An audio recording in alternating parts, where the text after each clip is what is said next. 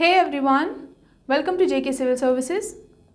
If you want any kinds of PDFs, notes और test तो आप JK Civil Services ऐप पे जा सकते हैं। ऐप का जो लिंक है वो आपको इसी वीडियो के डिस्क्रिप्शन में मिल जाएगा, तो वहाँ से आप ये टेस्ट PDF एंड नोट्स जो है वो अवेल कर सकते हैं। जैसे कि आपको पता है कि हम लोग रीजनिंग पढ़ रहे हैं और रीजनिंग में जो आज का टॉपिक है that is indexing and ranking. आपके जो सिलेबस है उसमें सिर्फ और सिर्फ इंडेक्सिंग मेंशन किया गया है, ठीक है। और इंडेक्सिंग एंड रैंकिंग जो है वो चलते चलते दोनों एग्ज़ाम्स में वो एग्ज़ाम्स में एक ही टॉपिक को लिया जाता है, इंडेक्सिंग एंड रैंकिंग, ठीक है। तो इसी के बेसिस पे मैं कुछ क्वेश्चंस लेकर आई हूँ। आपको इसमें क्या करना होता है, इंडेक्सिंग एंड रैंकिंग में आपको हो सकता है कुछ बच्चों की पोजीशन दी गई हो, मान लीजिए राम हो, श्याम हो, सीता हो, ठीक है। तो आपको पूछा जाएगा सीता की पोजीशन क्या है, या आपको पूछा जाएगा कि टोटल स्टूडेंट्स कितने हैं, ठीक है। तो ये सारी चीज़ें जो है वो आपको पूछा जाएगा, या टोटल बॉयज़ कितने हैं, या टोटल गर्ल्स कितनी हैं उन टोटल स्टूडेंट्स में से, ठीक है। टोटल गर्ल्स कितनी है। तो ये सारे क्वेश्चंस आपको पूछे जाते हैं इंडेक्सिंग एंड रैंकिंग में। ओके, चलिए आज का क्वेश्चन देखते हैं। पहला क्वेश्चन क्या है? पहला क्वेश्चन है, और हम ये इंडेक्सिंग एंड रैंकिंग जो है इनको थोड़ा ट्रिक्स से करेंगे। आप ट्रिक्स से भी कर सकते हो, आप लॉन्ग प्रोसीजर जो है वो भी फॉलो कर सकते हो, ठीक है। लेकिन ट्रिक्स से थोड़ा जल्दी हो जाता है, जहाँ जहाँ पे ट्रिक्स अप्लाई होंगी वहाँ पे करते जाएंगे, ठीक है। चलिए पहला क्वेश्चन क्या है? In a queue of 37 customers, Mia's position is 15th from front, what will be his position from the back side. देखिए क्या बोल रहा है इन अ क्यू ऑफ 37। मान लीजिए 37 लोग हैं, ठीक है। क्यू यानी कि लाइन, क्यू का मतलब होता है लाइन।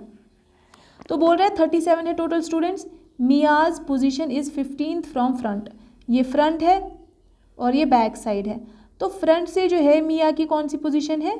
15th, ठीक। और what will be his position from the back side, तो फिर बैक साइड से उसकी पोजीशन क्या रहेगी? देखिए अगर मैं देखूं टोटल मेरे पास है 37, अगर मेरे पास फ्रंट से कितने हैं? 15 बच्चे हैं।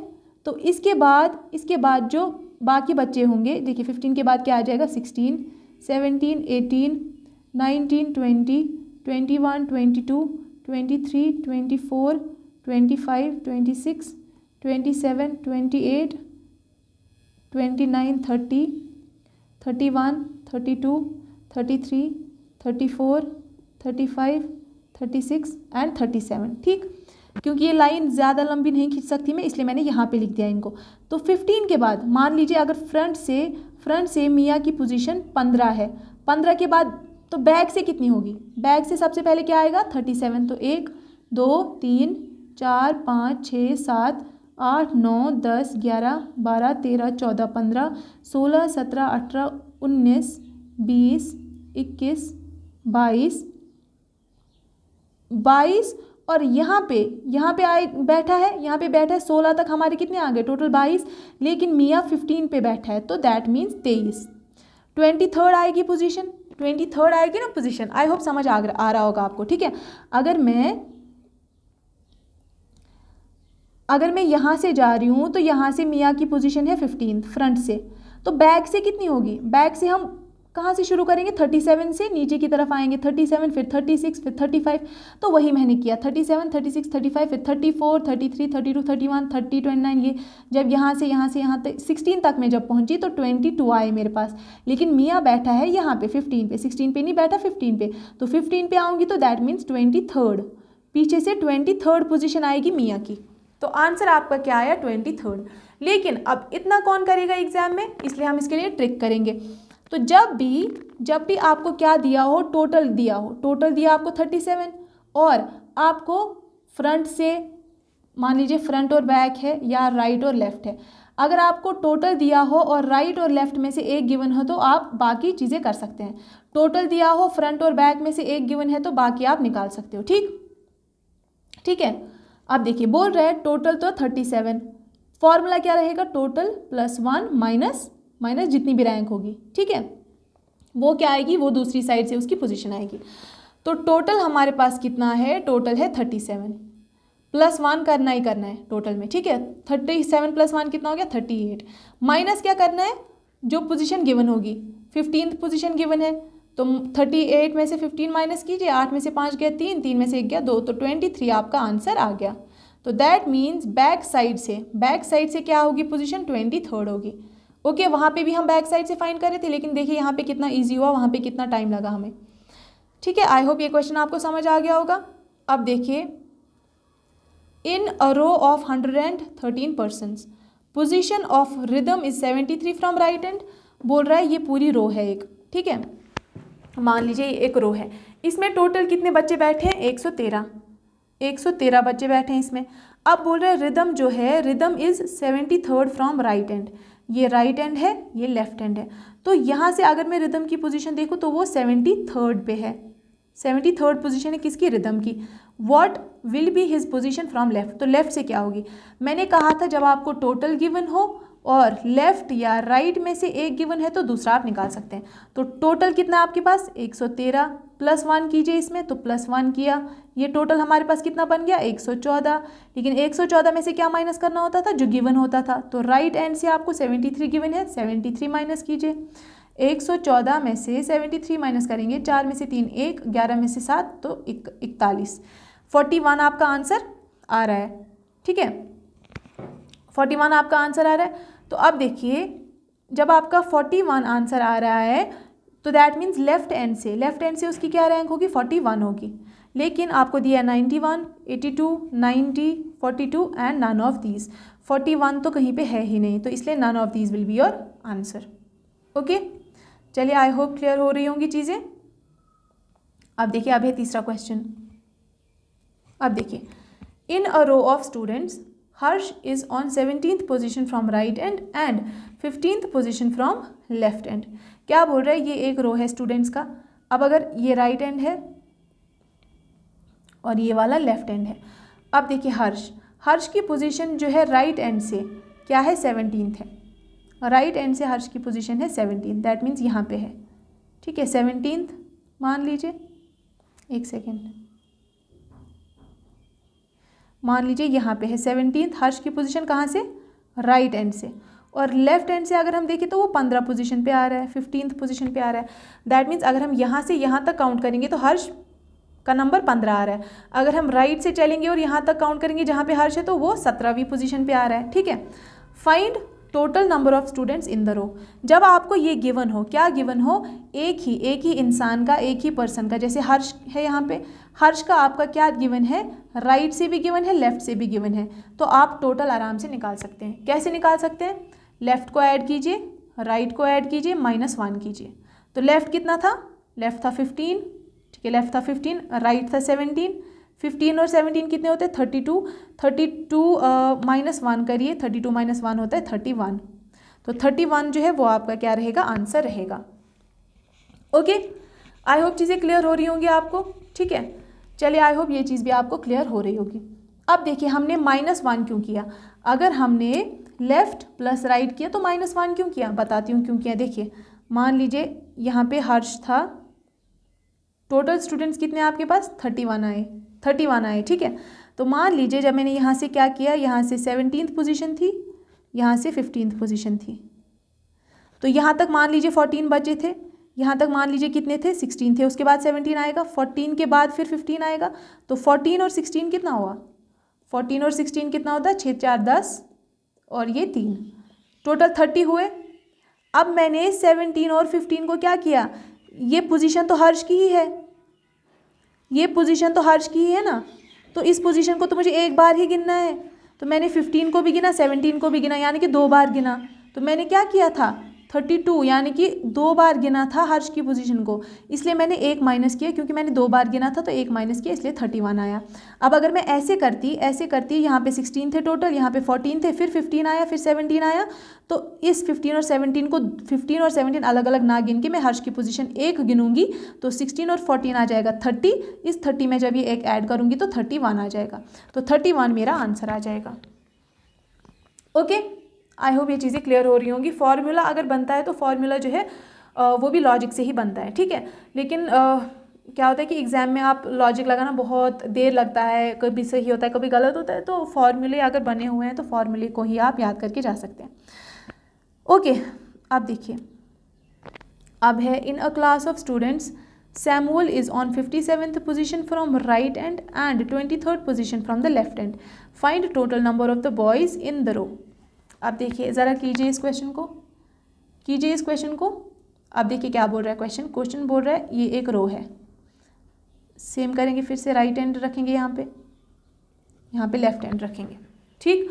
बोल रहा है जो सैमुअल है, सैमुअल की पोजीशन क्या है, is on 15th position from right and, right and से उसकी पोजीशन कितने पे है, 57th पे, 57th नंबर है उसका अगर हम राइट से आएंगे तो, और अगर लेफ़्ट से आएंगे तो लेफ़्ट से उसका नंबर क्या है, 23rd है। दैट मीन्स लेफ़्ट से जब वो आ रहा है 23rd है, राइट से जब वो आ रहा है तो 57th है, ठीक है। और टोटल नंबर ऑफ स्टूडेंट्स कितने हैं in a class of students, total number of students नहीं बताया गया, हमें बोल रहा है find the total number of boys in the row.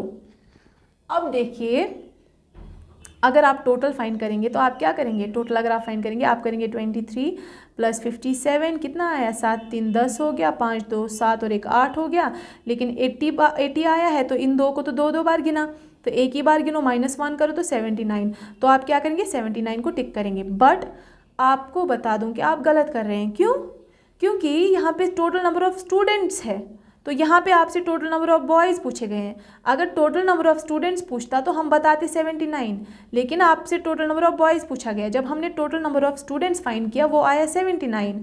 अब इस टोटल नंबर ऑफ़ स्टूडेंट्स यानी कि 79 में से बॉयज़ कितने हैं और गर्ल्स कितने हैं, तो वो हम कैसे बताएं, वो तो हमें नहीं पता, वो तो हमें नहीं पता, क्योंकि हमें क्वेश्चन में बॉयज़ और गर्ल्स के बारे में कोई इन्फॉर्मेशन दे ही नहीं रखी है। तो 89 तो नहीं आएगा, 79 भी नहीं आएगा, 54 भी नहीं आएगा, इसमें आएगा कैन नॉट बी डिटर्मिन्ड।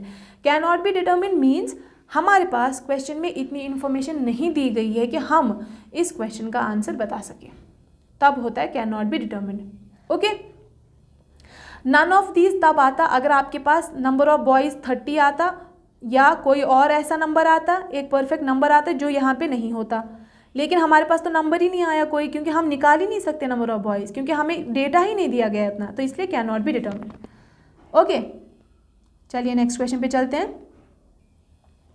अब क्या दिया गया है नेक्स्ट क्वेश्चन में, in a row of 57 persons, in a row of 57 persons, Rustum is on 23rd position from right end and Mahak is on 18th position from left end. एक तो यहाँ पे महक दिया गया है, एक तो यहाँ पे रुस्तुम दिया गया है, दैट मीन्स 2 लोग दिए गए हैं। तो जब भी आपको मोर देन 1 पर्सन दिया गया हो क्वेश्चन में, देखिए पीछे हम जो भी क्वेश्चंस कर रहे थे उनमें हमें सिंगल पर्सन दिया गया था, एक में हर्ष दिया गया था, एक में सैमुअल दिया गया था, एक में क्या था वो मियाँ दिया गया था, तो एक ही पर्सन दिया गया था, ठीक। अब जो क्वेश्चन है उसमें महक दिया गया है और रुस्तम दिया गया है, यानी कि 2 पर्सन्स दिए गए हैं। तो जब भी आपको एक पर्सन से ज़्यादा दिया गया हो तो आपके पास 2 केसेस आते हैं, एक तो विद ओवरलैप आता है और विदाउट ओवरलैप आता है, ठीक है, with overlap and without overlap. वो भी बताऊंगी कि कैसे करेंगे। अब find the mid person between them, हमें क्या बोला है, महक और रुस्तम कैसे बैठे हैं, एक रो में बैठे हैं, उनके बीच वाला जो इंसान है वो उसके बीच में, उनके बीच में जो इंसान है उसको बताइए, ठीक है।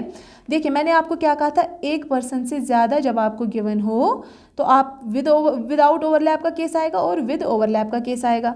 विदाउट ओवरलैप को हम क्या बोलते हैं, मैक्सिमम। विदाउट ओवरलैप की जगह आप याद रखिए मैक्सिमम, विद ओवरलैप की जगह आप याद रखेंगे मिनिमम, ठीक है। यानी कि जब ओवरलैप होगा तो मिनिमम, जब ओवरलैप नहीं होगा तो मैक्सिमम। समझ गए आप। अब देखिए क्वेश्चन कह रहा है in a row of 57 persons, रो बनाइए, टोटल कितने लोग हैं, 57 पर्सन्स हैं। अब बोल रहा है Rustam is on 23rd position from right end, ये राइट एंड हो गया, लेफ्ट एंड हो गया, यहाँ से रुस्तम आ रहा है और वो 23rd पोजीशन पे है, ठीक है, 23rd पोजीशन पे है। और यहाँ से महक आ रही है, महक आ रही है लेफ्ट एंड से, ठीक है, लेफ्ट एंड से, तो वो है 18th पोजीशन पे, ठीक है। अब मान लीजिए अगर तो रुस्तुम देखिए यहाँ पे क्या है 23rd पोजीशन पे और यहाँ पे महक है 15th पोजीशन पे, तो महक क्या कर रही है, ये वाला जो रुस्तुम का पार्ट था यहाँ से जब हम आ रहे थे ये रुस्तुम का पार्ट था, लेकिन यहाँ से जब महक आ रही है तो ये महक का भी पार्ट हो रहा है, दैट मीन्स ये ओवरलैप हो रहा है, ये वाला पोर्शन ओवरलैप हो रहा है। तो जब 2 पर्सन्स होंगे ओवरलैप का केस भी आ सकता है, लेकिन दूसरा केस क्या आ सकता है, दूसरा केस सिंपली ऐसे आ सकता है 23rd जो है वो रुस्तुम का है और 18 जो है वो किसका है, वो महक का है। तो विदाउट ओवरलैप भी आ सकता है, ये विदाउट ओवरलैप है, ये विद ओवरलैप है, ठीक है। तो ये दो केसेस आते हैं।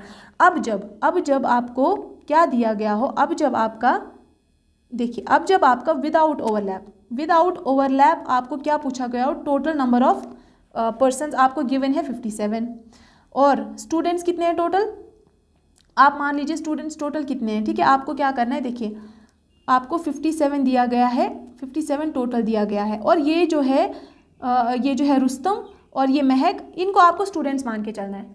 इनकी जो पोजीशन है, जैसे इस एक की 23 है, एक की 18 है, इनको आपको मान के चलना है टोटल स्टूडेंट्स। तो टोटल स्टूडेंट्स कितने हैं, 8 3 11, 2 और 1 3 हो गया 4 41, ठीक है। टोटल तो हमारे पास कितने वो है, टोटल हमारे पास 57 है और स्टूडेंट्स हमारे पास 41 है। ये जो टोटल है इसको आपको लेकर चलना है चेयर्स यानी कि कुर्सियाँ। मतलब मेरे पास 57 कुर्सियाँ हैं और बच्चे मेरे पास कितने हैं, 41। तो अगर मेरे पास 57 कुर्सियाँ हैं, बच्चे सिर्फ 41 ही हैं, तो क्या ओवरलैपिंग होगी, ओवरलैपिंग यानी कि अगर मेरे पास 3 सीट्स हैं लेकिन बच्चे मेरे पास 5 है तो मैं क्या करूँगी, या बच्चे मेरे पास 6 है तो मैं क्या करूँगी, जब यहाँ पे 3 बच्चे बैठ जाएंगे फिर उनकी गोद में और एक बच्चे को बिठाऊंगी, तो ओवरलैपिंग हो जाएगी, उनकी एक की गोद में और एक आ जाएगा, तो ओवरलैप हुआ ना, मीन्स एक के ऊपर दूसरा बैठ गया, एक के ऊपर दूसरा बैठ गया, उसको बोलते हैं ओवरलैप। और वो ओवरलैप तब होता है जब ये टोटल कम होगा और ये जो स्टूडेंट्स होंगे ज़्यादा होंगे, दैट मीन्स ये चेयर्स कम होंगे और ये स्टूडेंट्स ज़्यादा होंगे, समझ गए। और ओवरलैपिंग कब नहीं होती है, जब ये चेयर्स ज़्यादा होंगे और स्टूडेंट्स बैठने के लिए कम है, ठीक है। 57 चेयर्स हैं टोटल, 41 बच्चे तो बैठ जाएंगे, बाकी जो 16 चेयर्स हैं वो बच जाएंगी, वो खाली रह जाएंगी, तो ओवरलैपिंग नहीं हुई। जब भी ओवरलैपिंग ना हो तब आप क्या करेंगे, ये 41 यानी कि जो पोजीशंस थी उनको ऐड करेंगे और इस 57 में से माइनस करेंगे, टोटल में से माइनस करेंगे, आपके पास आ गया 16। तो find the mid person between them, आपके पास 16 आएगा।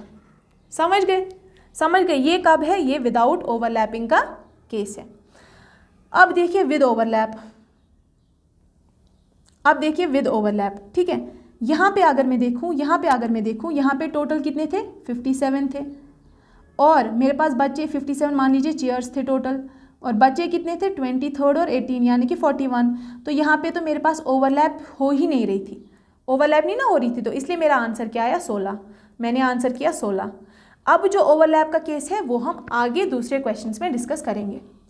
आई होप विदाउट ओवरलैपिंग का केस समझ आया होगा। विदाउट ओवरलैपिंग में क्या करना है, जो आपको टोटल गिवन हो गया उसको कुर्सियाँ लेकर मानना है, ठीक है, कुर्सियाँ मानना है, और जो पोजीशन हो गई बाकी 2 लोगों की उनको मान के चलना है, हमारे पास टोटल बच्चे कितने हैं कुर्सियों पे बैठने के लिए। अब जो टोटल बच्चे हैं अगर वो कम हैं और कुर्सियाँ ज़्यादा है तो मेरे पास कुछ कुर्सियाँ खाली बचेंगी, तो जितनी कुर्सियाँ खाली बचेंगी उस 16 वो आपका आंसर होगा, मिड पर्सन वही होगा, ठीक है, समझ गए। और अब अगर मेरे पास चेयर्स जो हैं मान लीजिए वो थी 20 और मेरे पास ये पोजीशन को ऐड करके कितना आ रहा था, 41, दैट मीन्स बच्चे मेरे पास 41 थे और टोटल चेयर्स मेरे पास थी 20, तो 20 बच्चे, इसमें से 20 बच्चे तो 20 चेयर्स पे बैठ जाएंगे, लेकिन बाकी 21 के बच्चे जो है वो कहाँ जाएंगे, बाकी जो 21 बच्चे हैं वो कहाँ जाएंगे, उनको मैं क्या करूँगी, इनकी गोद में बिठाऊँगी, तो ओवरलैपिंग हो गया यहाँ पे। तो ओवरलैपिंग को हम कैसे डील करते हैं वो मैं आपको नेक्स्ट क्वेश्चन में बताऊँगी, ठीक है। अब देखिए इस क्वेश्चन में हम करेंगे ओवरलैपिंग का case. In a row of 28 persons, total कितना है, दैट मीन्स टोटल है 28 persons. Vinod is on 17th position from right hand and Anchal is on 16th position from left hand. सबसे पहले मैंने बताया था कि जब मोर देन 1 पर्सन आए, मोर देन 1 पर्सन है कि नहीं है ना, यहाँ पे क्या है, यहाँ पे विनोद है और यहाँ पे आंचल है, that means more than 1 person है, तो या तो ओवरलैप होगा या तो नो ओवरलैप होगा। नो ओवरलैप कब होगा, जब टोटल ज़्यादा होगा, लेकिन अगर आप यहाँ पे देखेंगे टोटल हमारे पास है 28 और अगर आप विनोद और आंचल की पोजीशंस को ऐड करेंगे 17 और 16 को, तो 17 और 16 देखिए कितना बन रहा है, 33 बन रहा है। तो हमारे पास स्टूडेंट्स कितने बन रहे हैं, 33, और चेयर्स कितनी बन रही हैं, 28। तो चेयर्स कम है, स्टूडेंट ज़्यादा है, दैट मीन्स ओवरलैपिंग होगी। अगर मैं 28 बच्चों को तो मैं 28 चेयर्स पे बिठा दूंगी, लेकिन बाकी के जो 5 बच्चे हैं उनको मैं कहाँ बिठाऊंगी, उनको तो इनकी गोद में ही बिठाना पड़ेगा। तो ये ओवरलैपिंग का केस है। जबकि जो हमने पिछले क्वेश्चन में किया था वहाँ पे चेयर्स 57 थी और स्टूडेंट्स 41 थे। ये ज़्यादा था, ये कम था। यहाँ पे ये कम है, ये ज़्यादा है, तो इसलिए वहाँ पे ओवरलैपिंग नहीं हो रही थी। हमने सीधे सीधे क्या किया था, जो टोटल था उनमें से स्टूडेंट्स को माइनस किया था। तो हमारे पास जो आंसर आया था 16, वो हमारा मिड नंबर था। ठीक, बट ओवरलैपिंग में ऐसे नहीं होगा। ओवरलैपिंग में कैसे होगा, अब देखिए ओवरलैपिंग में कैसे होगा। ये ओवरलैप का केस है। टोटल आपके पास चेयर्स कितनी है, 28। टोटल चेयर्स आप 28 लेके चलिए। फिर स्टूडेंट्स कितने हैं आपके पास, 33। कैसे, 17 और 16 को ऐड किया, पोजीशन आंचल की और विनोद की ऐड की। 28 जो था वो आपके टोटल थे। ठीक है, अब क्या करेंगे, 33 में से 28 माइनस कीजिए। 33 में से 28 माइनस कीजिए। ठीक, मैंने क्या किया, तो मेरे पास आ गए 5 ऐसे बच्चे हैं जिनको कहीं ना कहीं पे बिठाना है, ओवरलैपिंग करवानी है। ठीक है, इन 5 में से आपको क्या करना है, विनोद की और आंचल की पोजीशन को माइनस करना है। -2 कीजिए। -2 किया तो 3 आपका आंसर बच गया। तो जो आपका 3 बच गया वो आपका आंसर है। क्या किया पहले आपने, ओवरलैप में पहले आपने टोटल देखा 28 है, इन दोनों की पोजीशन को ऐड किया तो वो आया आपके पास 33 में से 28 माइनस किया तो 5 आ गया। अब इस 5 में से आंचल और विनोद की क्या करनी है, पोजीशन माइनस करनी है। तो विनोद 1 हो गया, आंचल 2 हो गए, तो 2 माइनस कीजिए, 5 में से 2 गए 3। जो भी आपका 3 आ गया वो होगा मिड पर्सन, तीसरा पर्सन जो होगा वो मिड पर्सन होगा। ठीक है, समझ लग गए।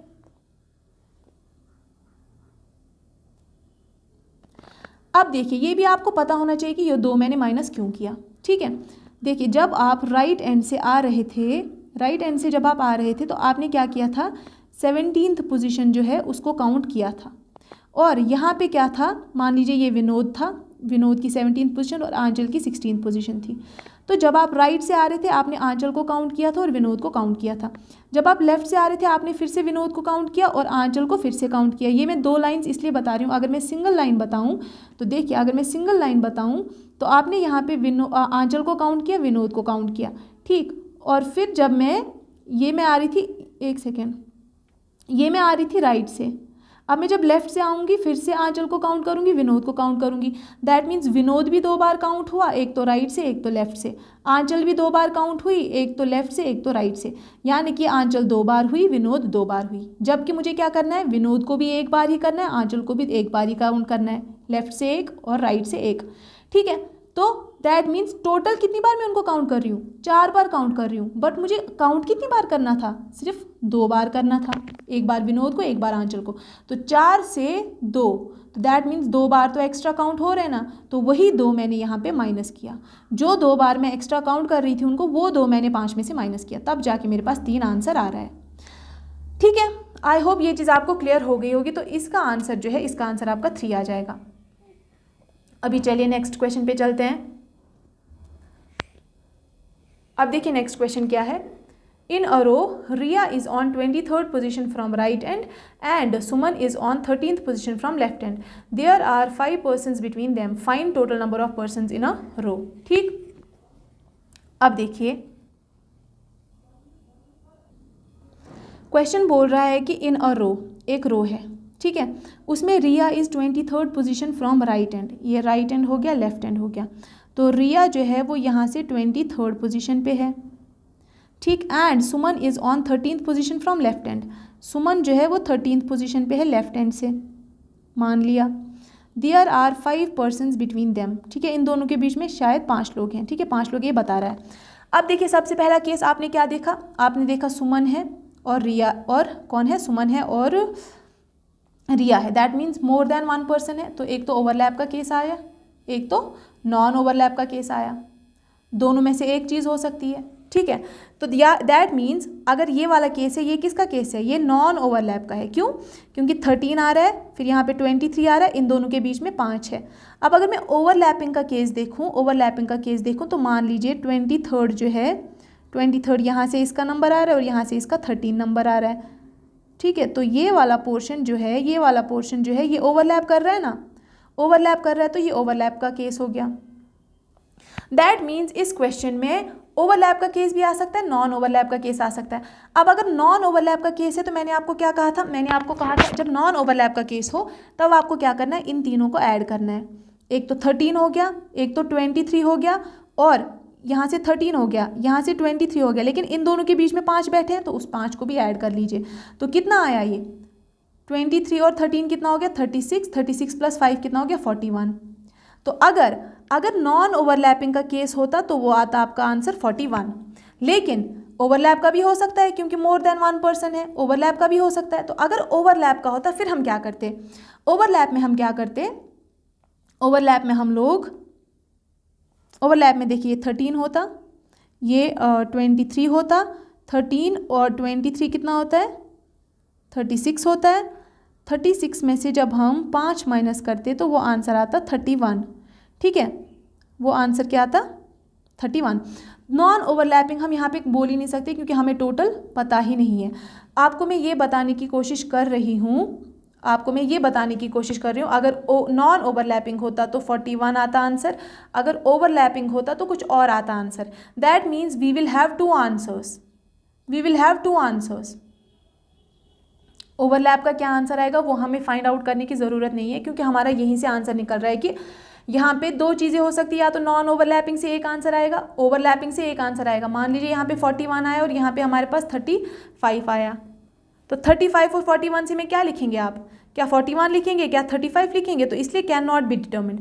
हम डिटर्मिन ही नहीं कर सकते क्योंकि हमारे पास 2 केसेस बन रहे हैं, एक तो ओवरलैप का बन रहा है, एक तो नॉन ओवरलैप का बन रहा है, ठीक है। तो टोटल चेयर्स कितनी है, टोटल चेयर्स तो हमें गिवन ही नहीं है, हम कैसे बताएं, हम कैसे बताएं कि नॉन ओवरलैपिंग का केस है या ओवरलैपिंग का केस है। समझ गए, आई होप आपको समझ आ रहा होगा। देखिए जब हमें टोटल गिवन होता है और फिर हम देखते हैं स्टूडेंट्स अगर टोटल से कम है, स्टूडेंट्स अगर ये चेयर से कम है तो हम बोलते हैं नॉन ओवरलैपिंग का केस, अगर स्टूडेंट्स इस चेयर से ज़्यादा है तो हम बोलते हैं ओवरलैपिंग का केस।